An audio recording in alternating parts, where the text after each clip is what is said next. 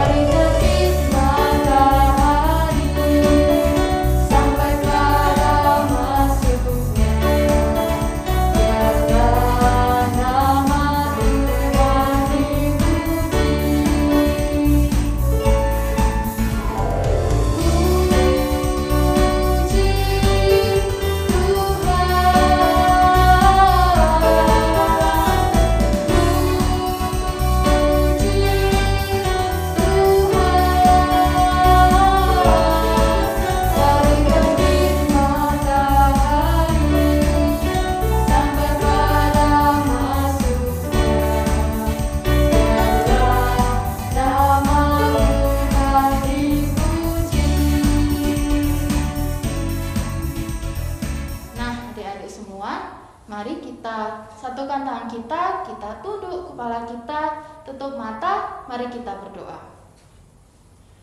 Bapa kami yang di surga, terima kasih Tuhan Yesus atas berkat rahmat Tuhan buat setiap kami dalam kehidupan kami.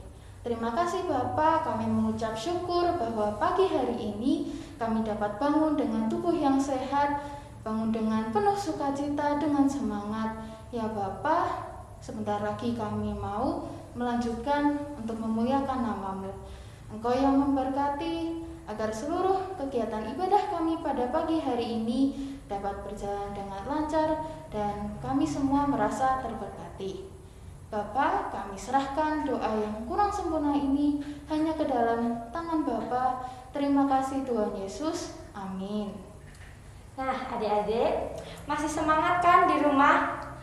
Sebelum kita mendengarkan firman Tuhan, mari kita pujikan satu pujian lagi, Allah itu baik.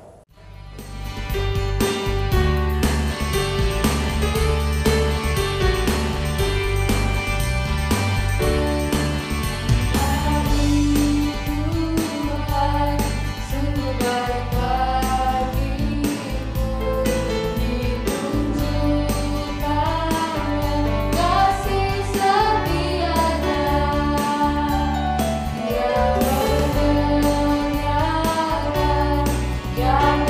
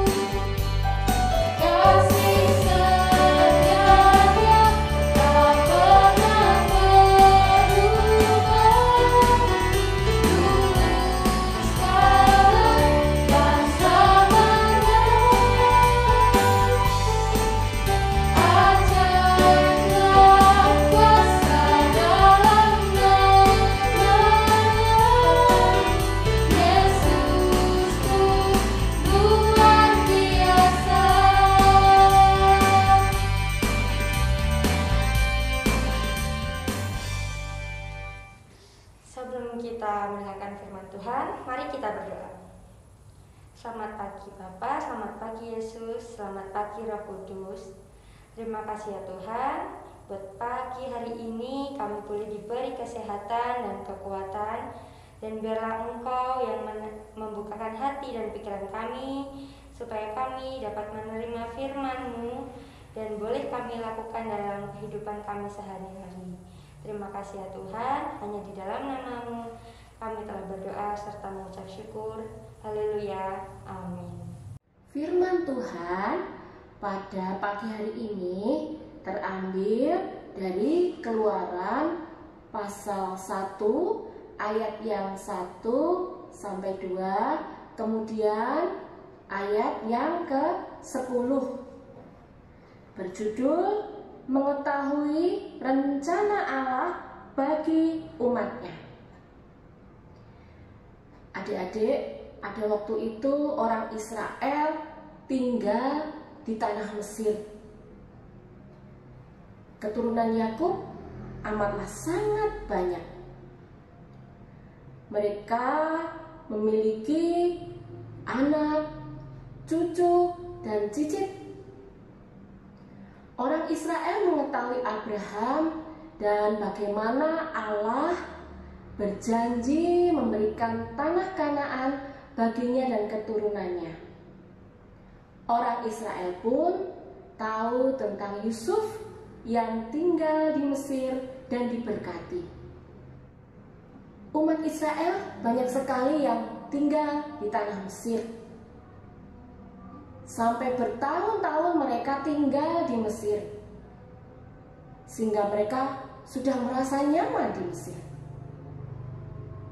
Namun Allah belum melupakan rencananya bagi umatnya, yaitu telah berjanji kepada Abraham akan memberikan keturunan yang banyak, seperti pasir di laut dan bintang di langit. Ketika itu Raja Mesir yang baru diangkat, yaitu Fir'aun, melihat bahwa semakin banyak orang-orang Israel yang tinggal di Mesir, dan ini membuat Fir'aun tidak suka. Fir'aun berkata kepada rakyatnya, "Lihat mereka orang-orang Israel, mereka sangat banyak. Mereka tumbuh lebih kuat dan banyak daripada kita. Apa yang harus kita lakukan?" Fir'aun menyuruh orang-orang Israel untuk menjadi budak.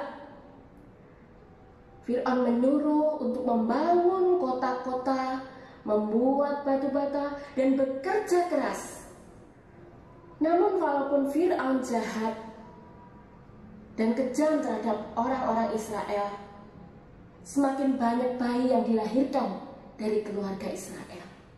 Ketika Fir'aun melihat semakin banyak orang-orang Israel, dia mempunyai cara dan rencana yang jahat untuk orang-orang Israel.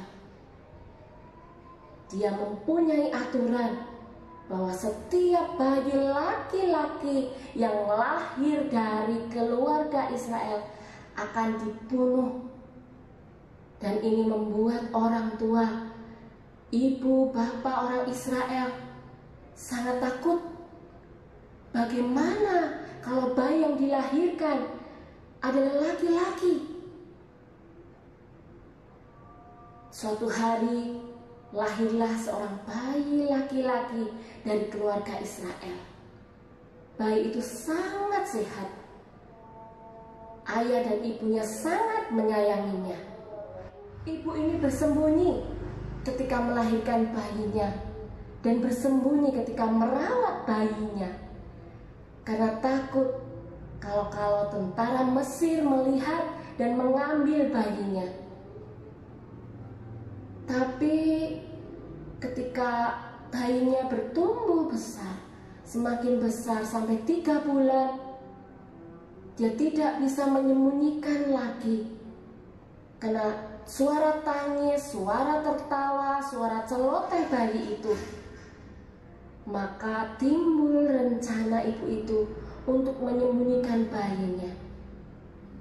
Ibu itu berjalan di tepi sungai bersama anak perempuannya, kakak dari bayi itu. Ibu itu melihat tanaman tinggi, tanaman pandan, dan mengambil beberapa buluh, kemudian menganyamnya menjadi keranjang. Dilapisinya keranjang itu dengan teh, dan diselimutinya bayi itu, kemudian diletakkan ke dalam keranjang sehingga air tidak masuk ke dalam keranjang itu. Lalu ibu itu segera pergi karena takut terlihat oleh tentara Mesir. Sedangkan kakaknya Miriam mengawasi dari jauh. Putri Fir'aun berjalan-jalan di tepi sungai, dan kemudian tiba-tiba dia melihat ada keranjang di tepi sungai itu. Kemudian dia menyuruh dayangnya untuk mengambil keranjang itu. Putri Fir'aun sangat terkejut karena di dalam keranjang itu seorang bayi menangis. Timbul belas kasihan Putri Fir'aun. Dan kemudian dari jauh Miriam berlari-lari menjumpai Putri Fir'aun. Dan Miriam berkata, "Tuanku Putri, maukah Tuanku Putri menyuruh saya untuk mencarikan inang penyusu bagi bayi itu?" Kemudian jawab Tuanku Putri Fir'aun, "Carilah inang penyusu supaya bisa merawat bayi ini bagiku." Lalu Miriam menjumpai ibunya. Ibunya datang kepada Putri Fir'aun untuk dia merawat bayi itu bagi Putri Fir'aun. Setelah semakin besar, anak itu dibawanyalah datang kepada Putri Fir'aun. Putri Fir'aun sangat senang dan mengangkat anak itu untuk menjadi anaknya. Diberinyalah nama Musa kepada anak itu, karena anak itu telah ditemukan di tepi sungai Nil.